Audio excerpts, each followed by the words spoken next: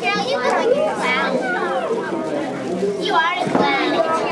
You're not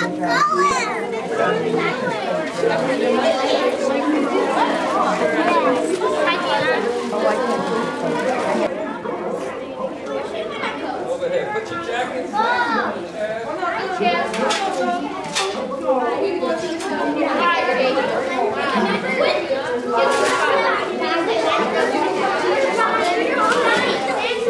Okay, everyone over here. Everyone over here. Once you've got your jackets off, your hats on, everyone please sit down on the very comfortable floor.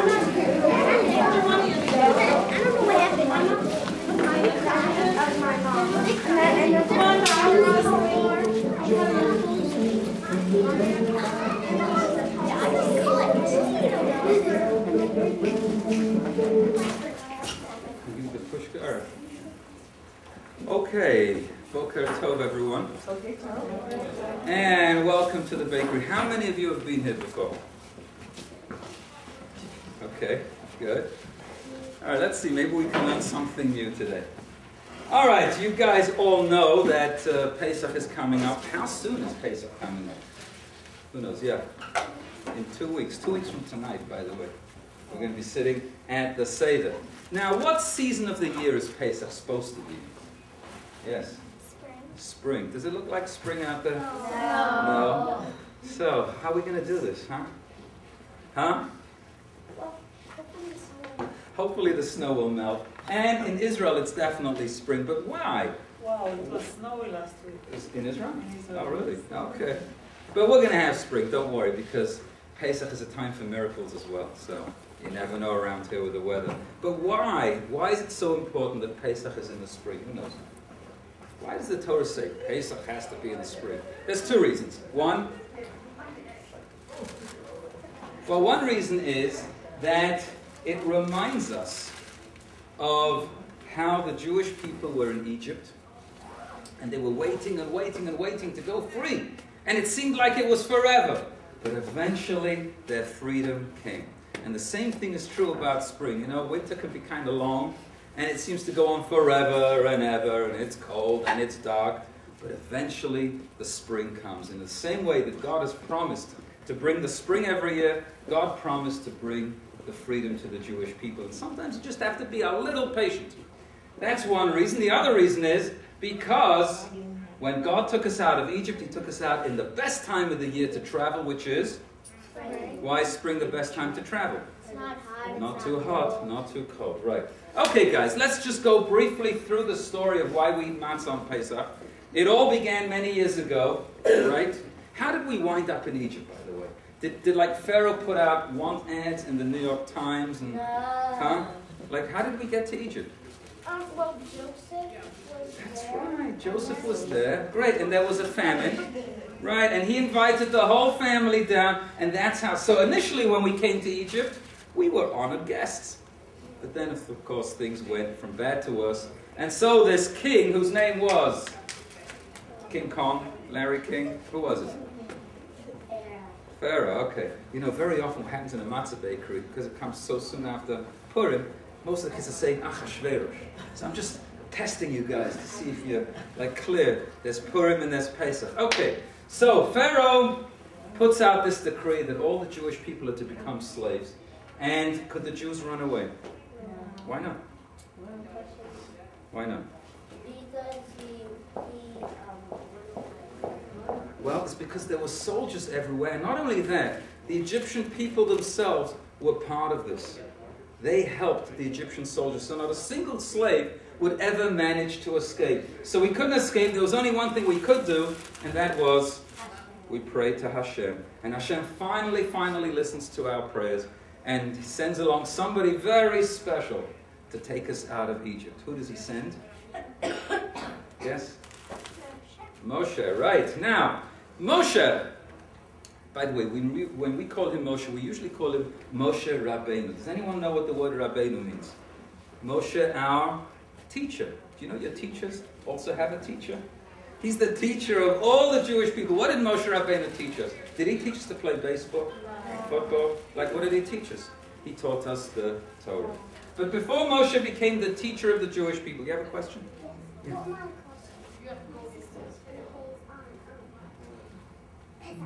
Pesach. That's cool. Okay. Now, Moshe Rabbeinu, before he became the teacher or before he became the leader of the Jewish people, he had another job. What was he? A school bus driver? What was he? Yes. He was a shepherd. Was he your average kind of shepherd? No. He was a very special shepherd. And you know what the rabbis tell us? You know what happened one day? One of the little lambs runs away. Now, a regular shepherd has got tons of sheep. And if one lamb runs away, it's no big deal. He says, come on, leave me alone. I'm reading my book. I'm playing with my Nintendo here. I don't have time. Don't bother me. That's what a regular shepherd would say. But Moshe is not a regular shepherd. He cares about each one of his lambs.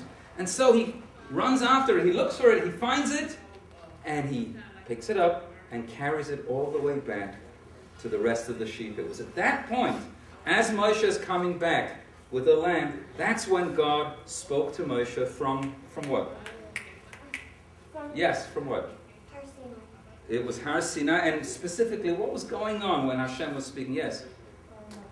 The fire, that's right, it was a burning bush. That's when Hashem chooses Moshe and says, such a shepherd, someone who's caring about each one of his sheep, I want him to take care of my people. And so, Moshe has a new job. Do you know how old he is when he switches careers from being a shepherd to being the leader of the Jewish people? How old do you think he is?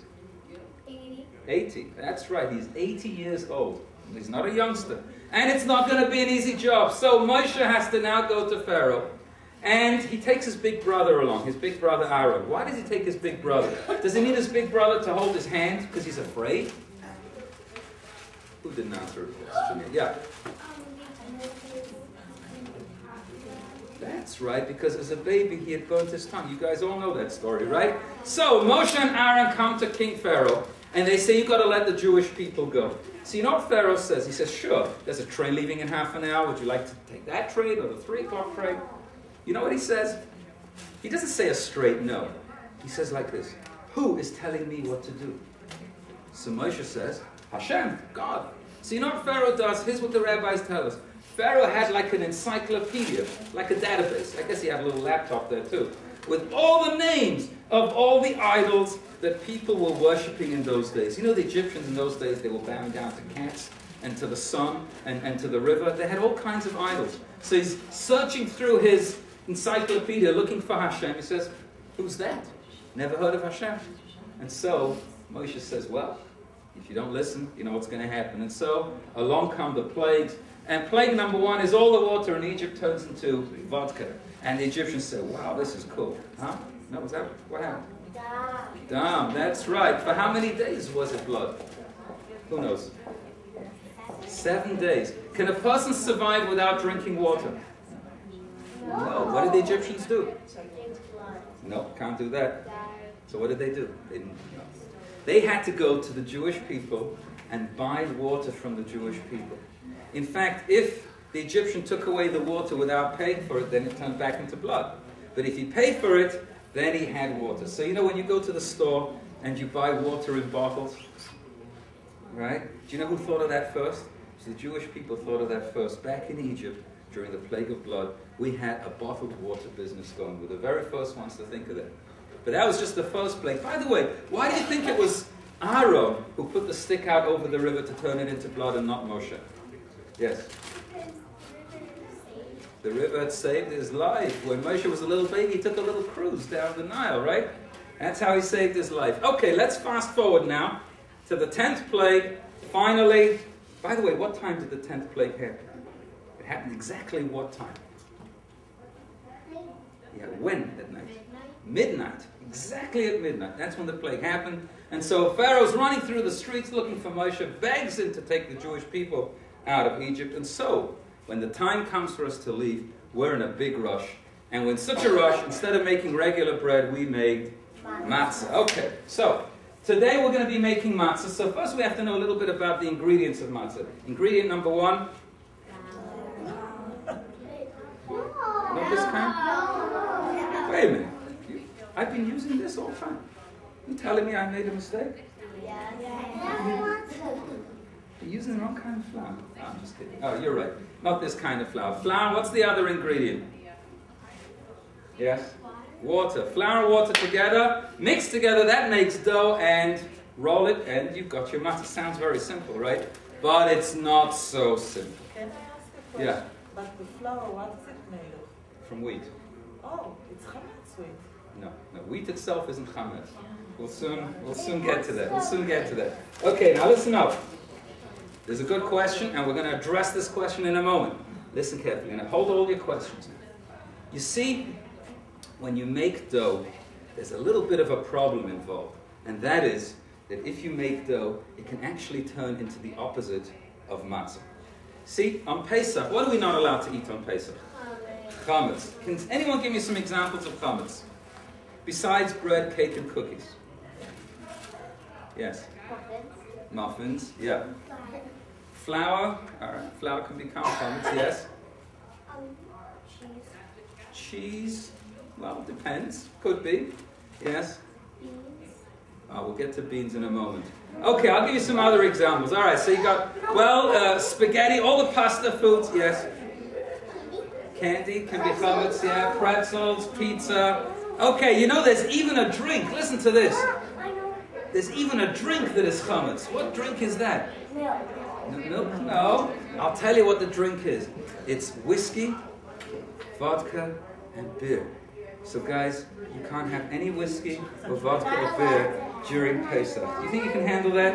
8 days. It's just 8 days. Don't worry about it, okay? But for 8 days, no whiskey, no vodka, no beer. Because all of that is called chametz. Now, I want to show you something really cool. The difference between matzah and chametz is not such a huge difference.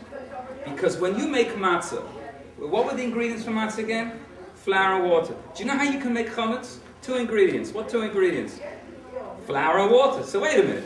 You make matzah with flour and water, you make chametz with flour and water. What is going on? The answer is, as you all know, that when you mix the dough and you let it sit there, what happens to the dough all by itself? Does it grow legs and walk away? No. What does it do? It rises. How long does it take for dough to start to rise? At least 18 minutes. Is that a long time? Not a long time. So as soon as you mix the dough, the clock starts to tick. And you have to get that matzah baked within 18 minutes before the dough has a chance to rise. If it takes longer than 18 minutes, forget it. That isn't matzah. That is turned into chametz. And I'm going to show you guys something really cool. Can you all read this? No. Why not? You guys don't learn aleph base? It's upside down. Upside down? No, it's not. Matzah and chametz. Okay. Matzah and chametz. Oh, wait. Look at this. How many letters in each word? 3. Okay. Now, what I'm going to show you here is something really cool. Matzah and chametz are almost identical. Because, well, look, they both have 3 letters. Now, what's this? And that's a. What's this? And that's a. 2 out of 3. Okay, so Tzadi Sophie, same letter. 2 out of 3 are exactly the same. Now let's look at the 3rd letter. What is that? And that is a. What's the difference between a hey and a chas? Just that little piece. See that? If this was joined to the top, instead of a hey, it would become a. And instead of the 3 letters that make matzah, you'd have the 3 letters that make chametz. Yeah, take the chet and then move it to the front. So imagine, listen to this. Imagine I'm in a real matzah bakery and the phone rings. My cell phone rings. Okay, I've just mixed the dough and my cell phone rings. Now, have you ever seen anyone with a cell phone ringing and they don't answer it? Yeah. Well, Not all the time. not all the time. So I'm answering my cell phone. All right, and I start to talk. And I'm talking. Yakety, yakety, yakety, yakety, yakety. And I talk for 18 minutes. What's happened to my dough? It's rising. It has risen and it's turned into chametz. That's why, in a real matzah bakery, you've got to switch off your cell phones. Everyone pull out your cell phones. Push the off button. Okay. Way to go. Because if in a matzah bakery my piece of dough rises to the top, I've got chametz instead of matzah. That is why matzah is the very first fast food. You get it? Fast food? Yeah. Got to make it very fast. Okay, you have a question? What A little piece of the dough that rises goes with the new. Piece of the dough that rises goes where? A little piece of the dough goes with the new dough. Oh, then you got to throw it all out. Got to throw it all out because that's chametz. Okay, now, do you guys know how to rise without? We just talked about cell phones. Do you guys know how to rise without turning into chametz? Yeah. Yeah, how do you do that? You stand up. You stand up. Okay, here's the key. Kids don't become chametz. In fact, when you know what? The sun rises every day. When the sun rises, does the sun turn into chametz? No. Now, I said flour and water. You mix flour and water together. When that is sitting there for 18 minutes, that turns into chametz. Now, imagine I have a bunch of flowers in a vase of water, and it sits there for 18 minutes. I got flour and water, right? Does that turn into chametz? No. Also not, okay? It's very specific. It's that kind of flour with water, joined together, 18 minutes, it's chametz. Okay, guys, so everyone can rise now. And we're going to show you just a little bit of the process of making real flour. Okay, these are grains of wheat, or actually kernels of wheat. All right, and obviously you squeeze this between your fingers, you're not going to get flour. So we put them in here, and just take a step back. And we turn the wheel, and you can see the flour coming out. Oh, there's actually no, but if you do it all day, it gets hard. Okay. You know, in some matzah bakeries, they actually do this all by hand because it's such a great. They have a bigger mill where they got bigger stones.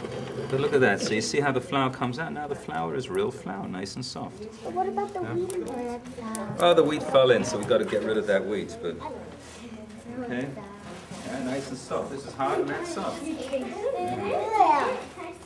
Okay, guys, everybody now move over towards the middle, over there. And we're going to do... Now, first thing I'm going to do is I'm going to ask for volunteers. Oh, boy, I just need 2 volunteers. So, anyone with a birthday this week? Anyone with a wedding anniversary? You have a birthday this week? All right. Okay. Anyone here with you have a wedding anniversary? Well, actually, my sister has a birthday. Your sister has it. Your brother has it. April. All right. Mine's on July 5th. Okay, you go in there. All right, you go in there. That's it. The rest of you just wait. Okay. Okay, so we've got, let's see, what's your name? Carrie. Carrie? Okay, we've got Carrie in the flower hut. And we've got Sarah in the water hut. Carrie and Sarah, say hi to everyone. Hi. Okay, should we let them out eventually or just keep them there all day? Keep them there. Okay, they're safe. Okay, now everybody listen carefully. Why do you think in a real matzah bakery they go to the trouble of putting up a special hut for the flour and a special hut for the water? Why don't they just keep the flour over here and the water over here and make it so much simpler? We wouldn't need volunteers. Yes? That's right. If anything spills, the flour gets wet, 18 minutes go by, and what do you got? You got chametz, which is a real problem, right? So that's why in a real bakery they keep it separate. Now, let me just mention here, this is not a real matzah bakery. You see all this stuff lying around? This is actually chametz. So this is a pretend Pesach bakery, okay? All right, we're ready for Carrie. You can take those cups of flour one at a time and reach over and get it all the way into the bowl. There you go. All right, next one. Actually, we bought this flour at Tops. There's a plug for Tops. Okay. Nice job, Carrie. Okay. Are we ready for Sarah? Okay, just put the cup of water down there. Okay, thank you very much. Just the one cup of water. Thank you very much. Let's give them a big hand. They did a great job. Okay. All right, and we are going to let you out now, so you can come out now. You can come out now. Okay. Okay, we're about to start the mixing, everyone. This is the moment of truth. Are we ready for this? Because once we start the mixing, the clock starts to tick, and we're going to set our timer for how many minutes? 18 minutes, okay. And see if we can get our matzahs baked before the dough has a chance to rise. So away we go. Okay, here we go. Okay, you see what I'm doing here? This in English is called kneading the dough. So if anyone tells you they knead dough, You know what they mean? This is what they do. See that? Not they don't need the job.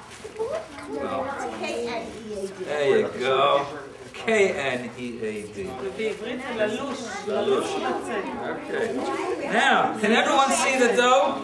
Okay, I'm going to work this dough just a little bit more. Now, what did I put in here? Flour. Water. Did I put anything else in? No. Were you watching carefully? Yes. Nothing up my sleeves, huh? Did I put in any preservatives? MSG? Now, how about, am I allowed to put in sugar to make it sweet? How about chocolate chips? No, you're right, just flour and water. That's all it is. This is all natural. And we have dough. Okay, everybody, line up along the middle row of tables.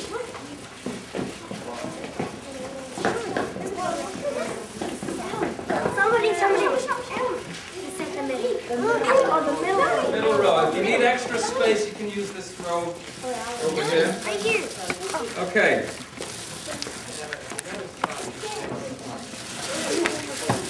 Okay, everybody wait a moment.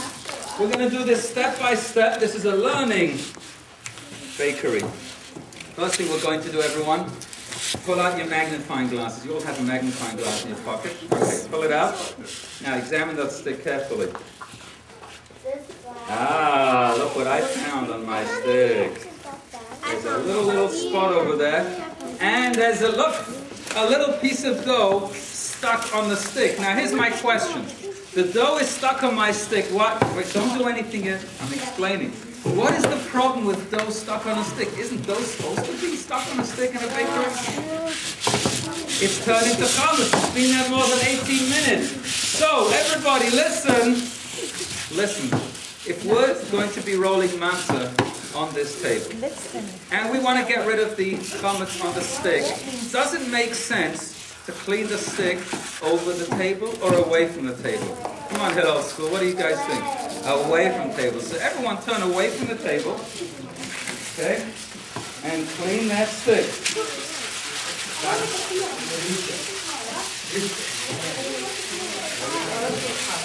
Okay, guys, we've got to do this fast. I'm going to teach you a little poetry now. Okay, this was written by William Shakespeare when he visited the Matzah bakery a long, long time ago. And here's what he wrote. If you're slow with the dough has to go. You can remember that? Come on, repeat it. Great, now one more line. Are you ready for this one? Speed is what you need. Okay, now that we've established that, let's collect all the sandpaper. Let's get all the sandpaper off the table. Okay, just pile it up. And we'll get all the sandpaper off the table. Okay, now listen. What we're going to do now is we're going to give out the dough, and the way it works in a matzah bakery is the baker stands at the head of the table where I am and puts down a piece of dough, and you pass it over to the person next to you because this is Passover dough. So that's what you've got to do with the dough. When it gets to the end of the table, do not pass it over. Okay? Now, when you get your piece of dough, what you've got to do, you don't need the sticks yet. Keep the sticks down on the table. You should pick up your piece of dough and be working it in your hand like this, okay? Use the two hands for that. So you can put your sticks down, ladies. Okay, who doesn't have dough? Me. Okay, you get some of the dough. I know. Okay. Yeah, plenty dough, plenty dough. Okay, you guys are working the dough? Don't answer it. Don't answer it. I told you it's not a real matzah bakery. Don't answer it. Okay, is everyone working the dough? See what I'm doing? This is a tough dough. You ever see Major League pitchers before they pitch? They pick up one of these and they do this? Well, because they all used to work in a matzah bakery at one point. And this is what they do before they send that pitch down over the plate. Okay. All right. We're going to try and make these matzahs look just like the matzahs that the Jewish people made when they left Egypt. Who knows what shape those matzahs were? Yes? Circle. They were round. So we're going to roll out dough into a ball. See what I'm doing? Okay, this is the original matzah ball. Okay? And then we put it down on the table, and with our hand we press it flat. Okay? Alright, now, you pick it up again, and with your fingers you squeeze and turn. See what I'm doing? Yeah, just work it out a little bit more. Okay, we're going to be starting to roll in a second, but first, something I'd like to explain to you. You notice these are the sticks we use in our bakery. This is a regular rolling pin that you probably have at home. Why do you think we use this and not this? I mean, this is so much easier to use. It rolls up and down. It's great. Why? That one's chametz? Yeah, but if I get a brand new one, it's not chametz. So why wouldn't I use this in a matzah bakery? Yeah. No, that's not the problem. Flat is good. But another piece of poetry, thin is in. So, not a problem with that. Yes? I think because this needs to carry them on. It's not quite. Let me tell you why. You see this? What happens if a piece of dough gets stuck in over there? It's very hard to clean. And because it's hard to clean, maybe a piece of dough gets stuck in there. 18 minutes go by and what has happened? It's turned into chametz. That's why we use these sticks, which are easy to clean.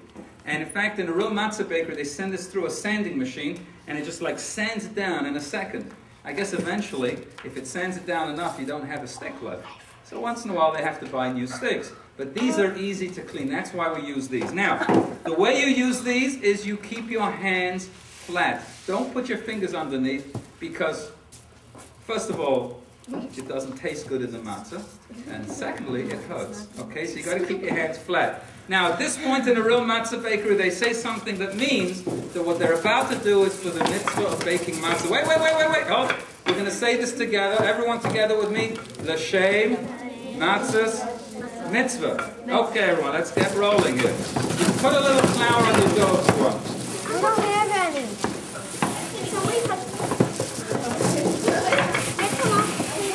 Let's go.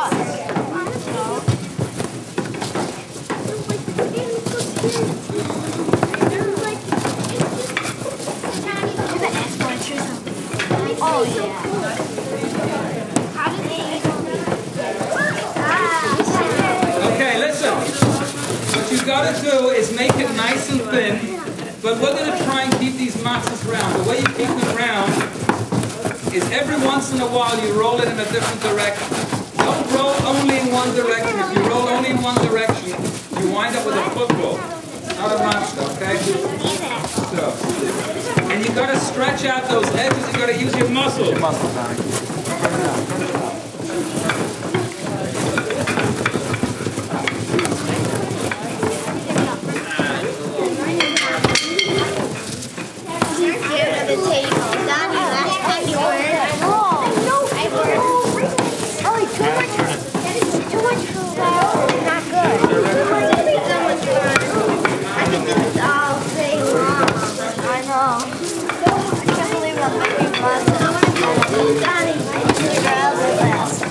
Press down hard.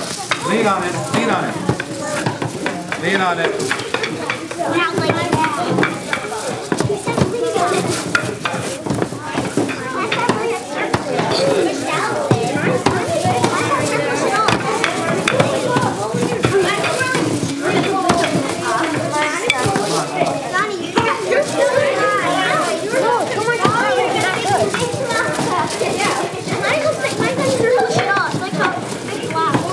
Okay, everybody.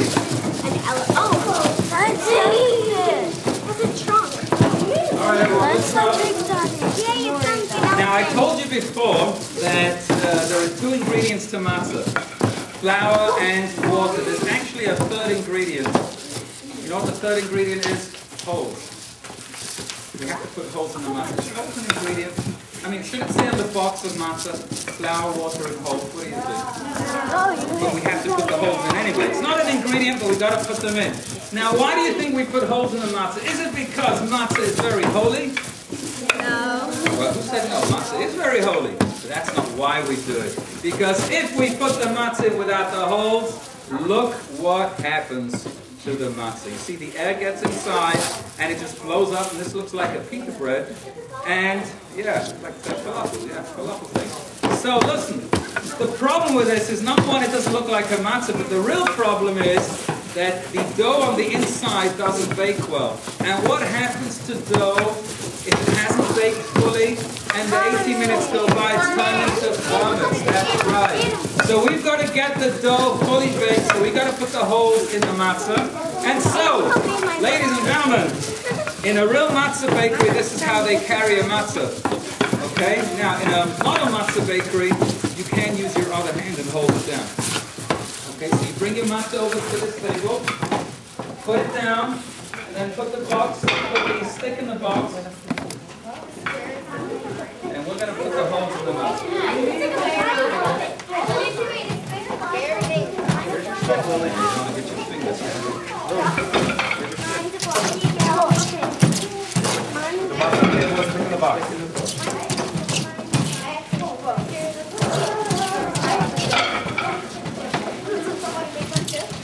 Matzah on the table, stick in the box.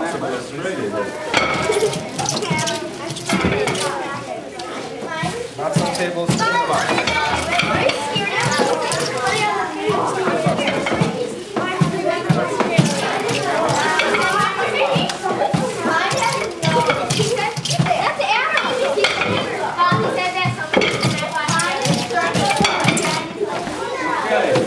Alright, come on guys, speed is what you need. Let's go, come on, we need the matzahs. I already gave you my matzah. Bring them out.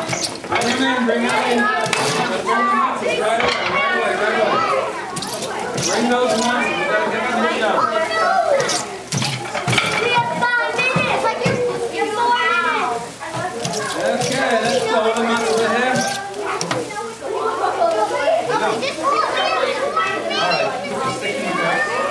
Okay, boys and girls, everybody over here now. Hey, don't come too close. Don't, this is really hot, we're not insured. I'm used to it. So who thinks this is a real oven? You do? Okay, who thinks it's not a real oven? Are you willing to stick your hand inside? Yeah. Yeah, you sure it's not a real oven? Yeah. You're willing to put your hand inside, huh? Yeah. Okay, you're right. It looks like a real oven. It looks like a real matzah oven. The real matzah oven is made out of special oven bricks, and the inside is actually quite big. And what happens is, the baker comes early in the morning. The baker comes early in the morning. Listen, the baker comes early in the morning, and we do this the old-fashioned way. So he puts in firewood, makes a huge fire inside the oven, waits till it gets really, really hot, then he moves the wood to the side. And now there's room in the oven for the matzahs to bake. Now here's my question. When the matzahs are ready to go in the oven, do you think that the baker takes the matzah with his hand and sticks his hand inside? And why not? No, you put it on the side. Ah, okay.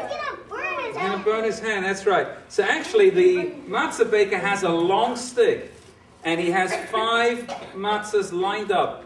They're all hanging next to each other. And he takes the whole long stick, and he says, watch out everyone, the matzahs are going in the oven. He turns around and just flips them all into the oven, and he's got a line of matzahs sitting there. Hold on. Then he takes the second stick, and he's got the second line. The third stick, the third line. He's got 3 lines of matzahs going at the same time. Yes, what's your question? When you put the matzah in there, wasn't there a hole? Yeah, I know, because this is a pretend thing. Yeah, what's your question? When I went to Israel, Yeah. I went to the store and they put the matzah in like that, and just Yeah? Oh, same way. Okay. Okay, we'll hold all the questions for a while. Now, because the matzah's baking, and you know, this oven is getting very, very hot. Do you know how hot a real matzah oven can get to? Something like 2,000 degrees. So those matzahs bake very fast. So the matzah has to come out. And when the time comes for the matzah comes out, what do you think the baker does? Does he stick his hand in? No. Can he use the stick? No. Why not? Why can't he use the stick? No.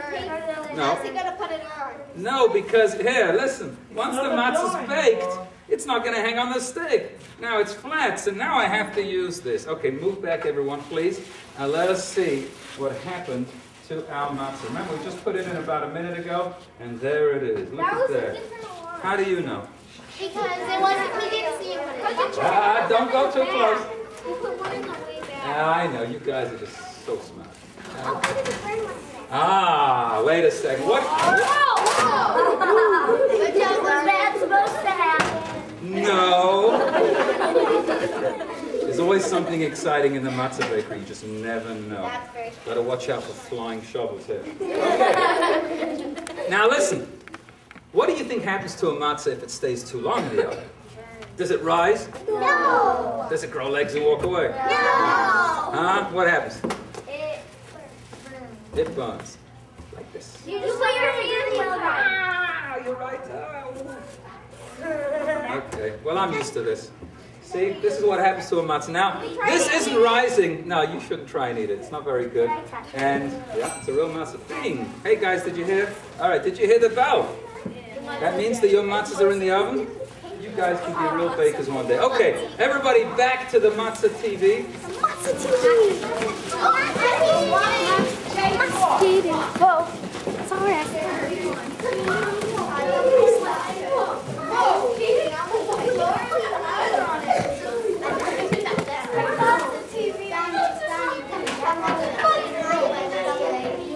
Okay, how many of you have seen the claymation video? How many of you want to watch that again? You want to see something different this year? Yeah. All right, we're going to show you a little bit of a different video. It's a little different. This is the famous itchy producing character. What?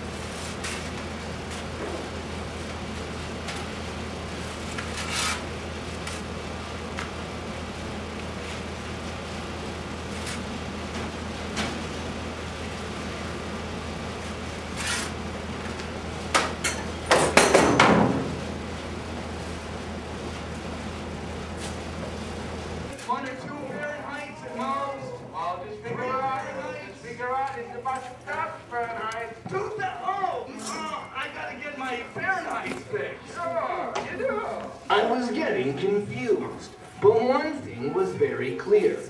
I apparently had no idea what a Fahrenheit was. After doing a little bit of research, I found that a Fahrenheit was not in fact a small size a regular home oven, maybe 400 degrees. Matzah is baked at a whopping 2,000 degrees Fahrenheit. That's a lot of Fahrenheit. Here is how we make matzah. And how long does it take? Less than 18 minutes. How long did we spend in Egypt? Who knows? How many years were we living in Egypt? Yeah. No? 210 years. So here's this. After 210 years of being in Egypt, you're right, we don't. Because when the time comes to be free, we're out of there. Okay? And that's why, instead of letting the dough rise, we bake the matzah before the dough has a chance to rise. And boys and girls, here is your matzah. We're going to be giving this matzah to your teacher. You can take it back to school with you. Who knows what bracha we say on matzah? Trick question here, yeah. Yes? Hamotzi. Why did a trick question? Because it's exactly the same bracha that you say on bread. Because matzah is a kind of bread. So you have regular chametz bread, and then you have regular matzah bread. Now, someone asked a question before about beans and corn. You're right, we don't use that on Pesach either. Ashkenazi Jews, that is. Because of the similarity between corn, beans, and the other grains, okay? So we stay away from corn and beans. If you are... Right, it's called kitniot, right? And according to some opinions, yeah, Sephardic Jews are allowed to have it. According to some opinions, you can't even make corny jokes on Pesach. Okay, one more thing you have to know about this matzah, and that is that this matzah is not for Pesach.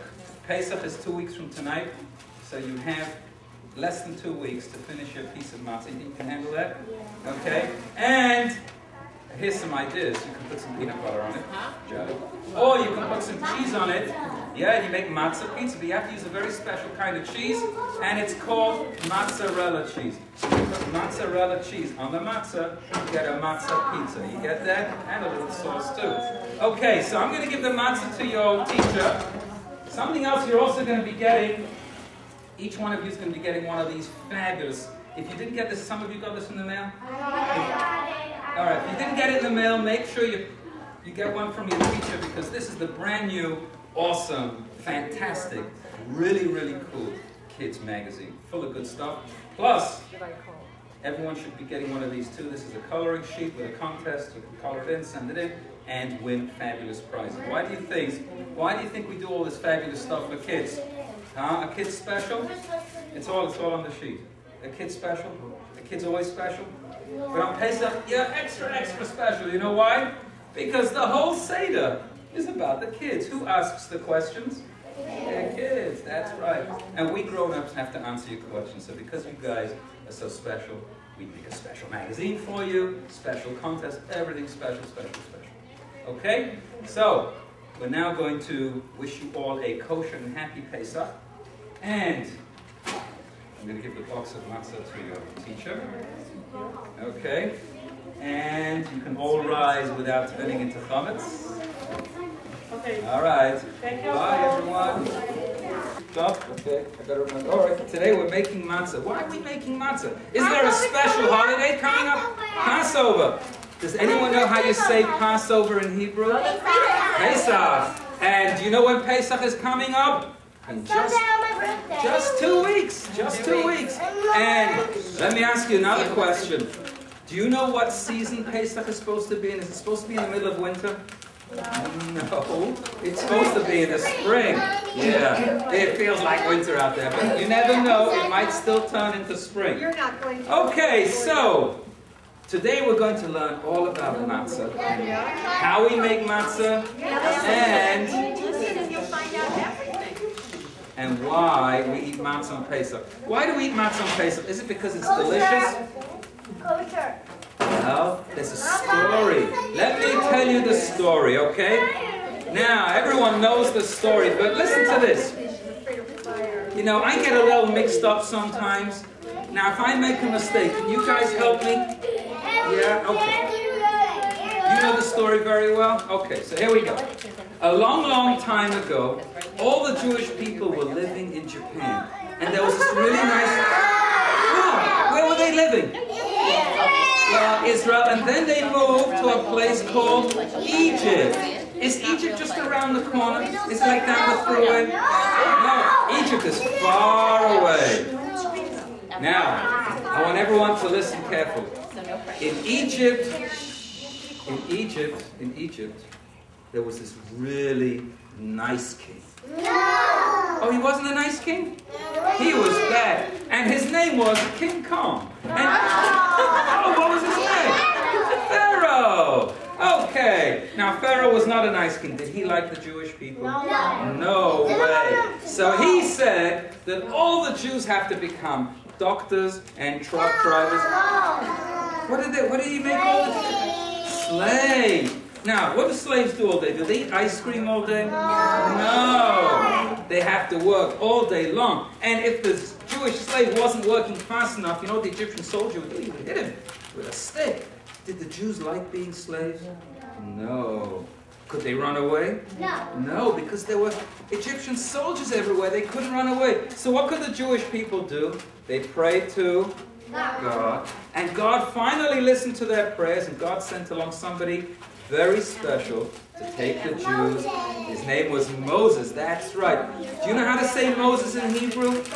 Moshe. Does anyone here have the name Moshe? Anybody here named Moshe? Any Moshes here? No. Okay, well, before Moshe became the leader of the Jewish people, by the way, we call him Moshe Rabbeinu. Do you know what that means? That means Moshe, our teacher. Did Moshe teach us how to play baseball? No. What did he teach us? He taught us the Torah, right? So, Moshe became the leader of the Jewish people, but do you know that before he became the leader of the Jewish people, he had another job? Do you know what he did? Was he a school bus driver? No. What did he do? He was a shepherd. Do you know what shepherds do? A shepherd takes care of sheep. That's right. And one day, do you know what happened one day? One of the little sheep, called lambs, one of the little lambs ran away from the rest of the sheep. Now, what would a regular shepherd do? A regular shepherd would say, I don't care. I'm busy. I'm reading my newspaper. I'm busy playing Game Boy. I don't have time for that. That's what a regular shepherd would say, but Moshe was special. Moshe cared about each one of his lambs. And he ran after that lamb, and he found it, and he picked it up, and he carried it all the way back to the rest of the sheep. And when God saw that, God said, wow, he's such a special shepherd. He cares about everyone. I want him to be the leader of my people. And so God said to Moshe, Moshe, you now have a new job. You are now the leader of the Jewish people, and you have to go to Pharaoh to tell him to let the Jewish people go.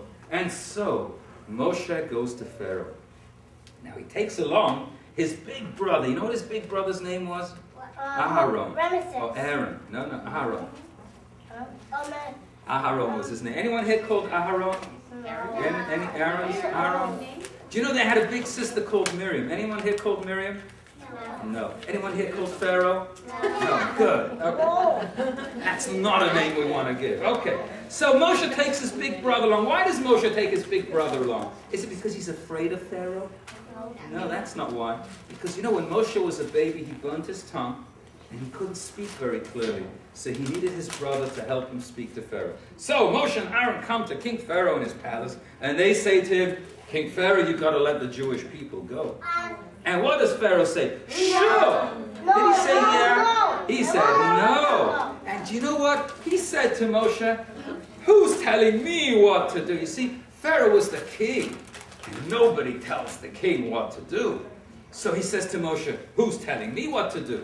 And you know what Moshe says? God said, you've got to listen to God. And you know what Pharaoh said? Who's that? I've never heard of this God. You see, in those days, the Egyptians used to bow down to idols, like statues.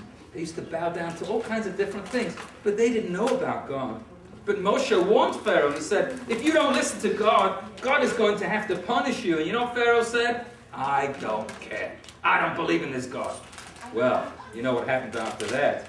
God had to punish the Egyptians. Do you know how many times he had to bring plagues? 10 times, right. There were 10 plagues. Do you know what the first plague was? All the water in Egypt turned into orange juice. And the Egyptians... Into blood, that's right. It didn't turn into orange juice, did it?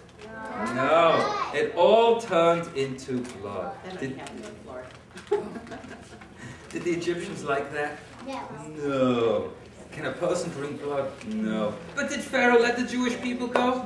No. And so there was another plague, and another plague, and another plague. And each time Pharaoh said no. Well, finally after the 10th plague, Pharaoh said, that's it, I've had enough.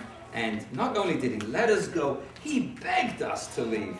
And so we were in a big rush to leave. And we were in such a rush to leave that we didn't have time to make regular bread. Instead of making regular bread, we made matzah. That's right. So today, boys and girls, we are going to be making our own matzah. So you guys want to be real matzah bakers? Yeah! Okay, so to be matzah bakers, don't get up yet.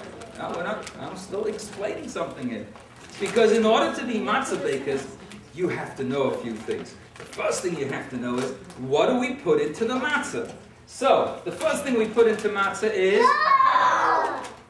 We don't use flour? Oh, not this. You're right. This isn't a real flour. This is made of silk. We use real flour. That's the real flour. Do you mean I've been doing it wrong? Yeah. That's why my matzahs are yellow, and they smell good, but they don't taste good. No, I'm just kidding. You're right. It's not this kind of flour. It's another kind of flour. I'll show you soon how we make the other kind of flour. Now, what do we mix in with the flour? Something very wet. Water. So mix the flour and the water together. Wait a second. Do we put anything else in? Do we put any sugar to make it sweet? Do we put any, let's see, any salt to make it salty? No.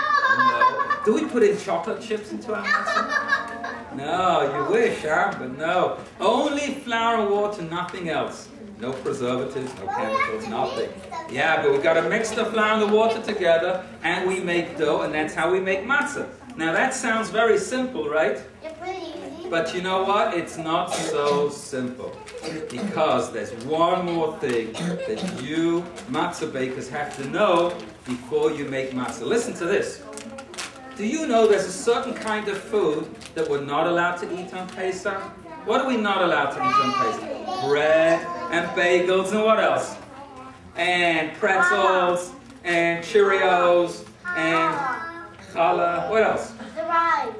And all those things, right? All those things have a name. Do you know what they're called in Hebrew, all those things? They're called chametz. Can you say that word? Chametz. Okay? So all that stuff that we're not allowed to eat is called chametz. You know there are even drinks that are chametz? Yeah, I know. Yeah. Do you know what's chametz? Whiskey. Okay, guys? No whiskey on Pesach, all right? No whiskey for you. 8 days. No whiskey. No beer either, actually. No vodka. But it's only 8 days. It's not so terrible. Anyway, all that stuff is called chametz. And listen to this. Do you know how you make chametz? I told you how you make matzah, right? You make matzah with flour and water. Do you know how you make chametz? Also with flour and water. But what happens when you make chametz bread? Has anyone ever seen how you make bread or challah? You ever seen how it's made? Here's what happens. Listen to this.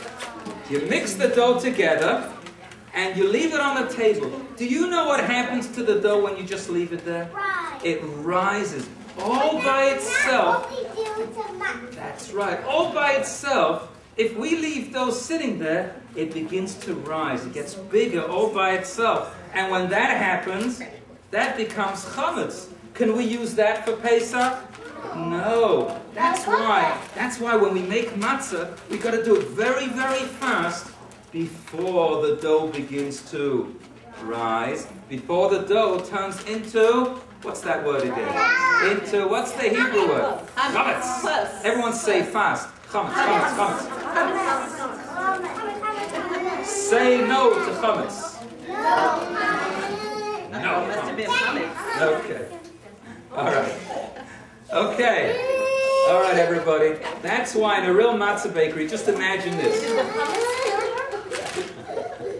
Scary word. Okay. It's okay. All right. I'm fine. Okay. Listen, everybody. Imagine I'm in a real matzah bakery, and we've just mixed the dough. And after we've mixed the dough, then my phone rings. And I start to talk on my phone. And I talk, and I talk, and I talk, and I go yakety, yakety, yakety, yakety, yakety, yakety. And I'm talking for a long, long time. Do you know how long it takes for dough to rise and turn into chametz? Well, actually, you know how long? 18 minutes. Isn't that a long time? No, just 18 minutes. So imagine, I'm going yakety, yakety, yakety. I'm talking for 18 minutes.